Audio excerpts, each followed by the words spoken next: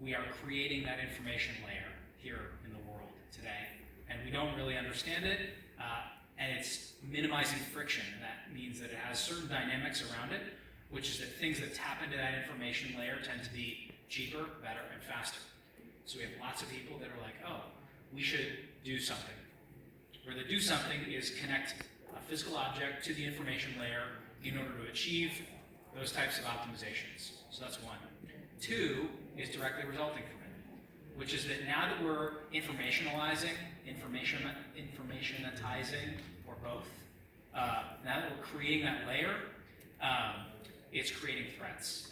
And we don't understand those because we're not making conscious decisions to connect into that information layer. We're making these unconscious decisions.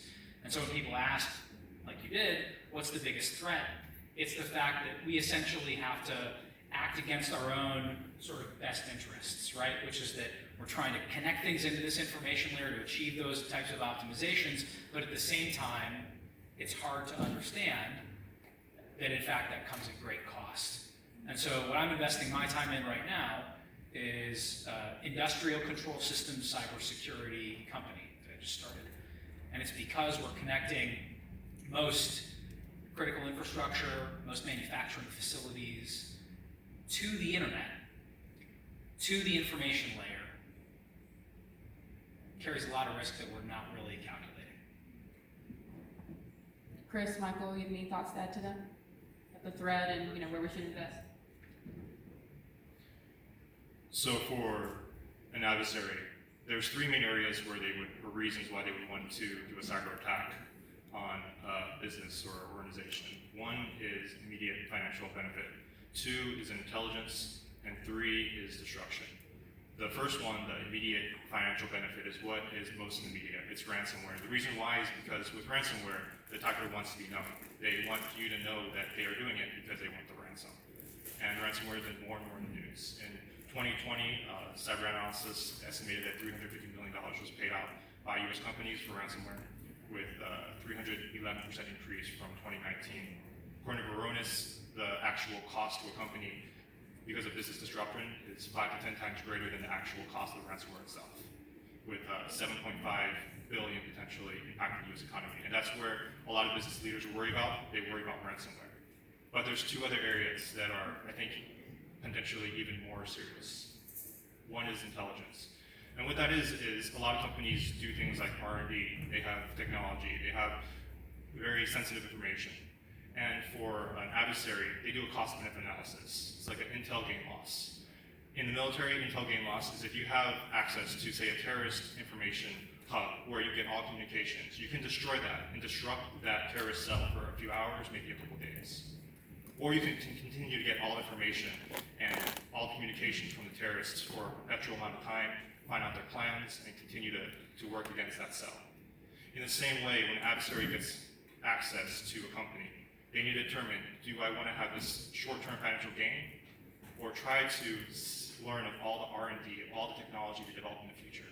And for companies that have technology, things like Intel, Apple, Tesla, it would be very short-sighted for an attacker to do ransomware.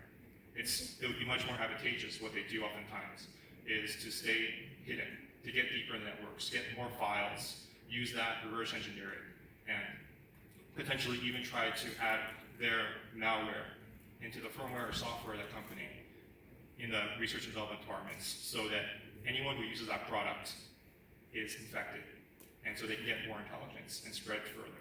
A good example of this is a supply chain attack as SolarWinds.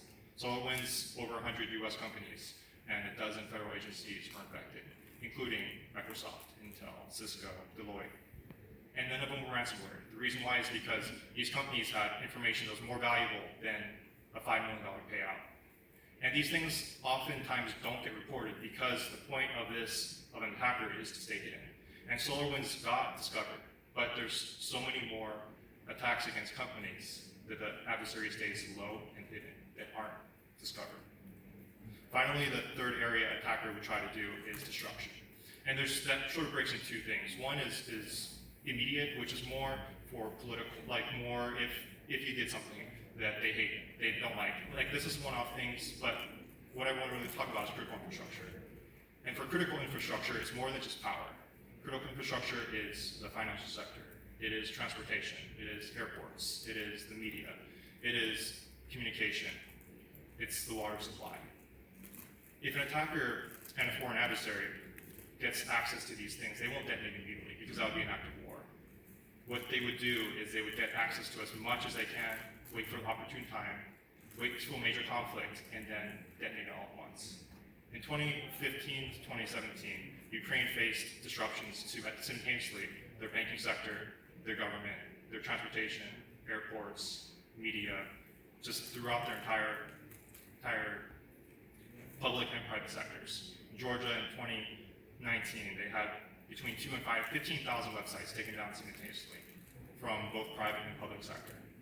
So that is something that's a huge issue in the United States. 85% of critical infrastructure is privately owned.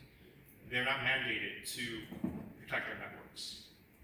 And an issue oftentimes, Colonial Pipeline is an outlier, but oftentimes an attacker will get into a lot of networks and stay hidden. And the reason why they will stay hidden is because once you use a vulnerability up, it's used up. And the reason why is because if 100 companies have the same vulnerability and you detonate it on one, there will be research done to figure out why that company was taken down, and safeguards were put in place to prevent it happening again. So an adversary will wait and wait and wait, and they can detonate the 100 companies at one time and cause a major effect. And a lot of times these vulnerabilities are hidden and dormant. And that's something that in the United States we're not really prepared for in case of a major conflict. And that's a vulnerability we really need to work on. Well, I couldn't agree more with everything that Josh and Chris just stated. What I'll add is that from a legal perspective, our government is not organized well to counter these threats or to assist the private sector, because as Chris correctly noted, most of the key infrastructure is in private hands. The government is not well equipped to help the private sector defend itself. If Russian or Chinese bombers or missiles were hitting American factories, no one would suggest that the factory owners need to build air defense systems to defend themselves against these threats. We'd say, of course, the government should step in and help American businesses defend themselves. And what we are dealing with here, as I think both Josh and Chris noted, is nation-state adversaries, and frequently there are differing degrees of affiliation between the hackers and the nation-state. But we should be candid that there are sophisticated Russian, Chinese, Iranian, North Korean hackers who are capable, and no private company can attempt to withstand this on their own. However, as is the case in so many areas, our laws haven't caught up with where the technology is or where the threats lie. So we talk about the importance of defending critical infrastructure. Well, very good. We have an agency that's part of the Department of Homeland Security, CISA, the Critical Infrastructure Security Agency, charged with exactly this mission. The difficulty, though, is that CISA doesn't have a lot of the same expertise. It's been chronically under-resourced for years. And you have another agency, the National Security Agency, Chris and his former colleagues' work, which has an awful lot of expertise and a lot of resources, but they don't have the authorities the legal authorities to step in and take action within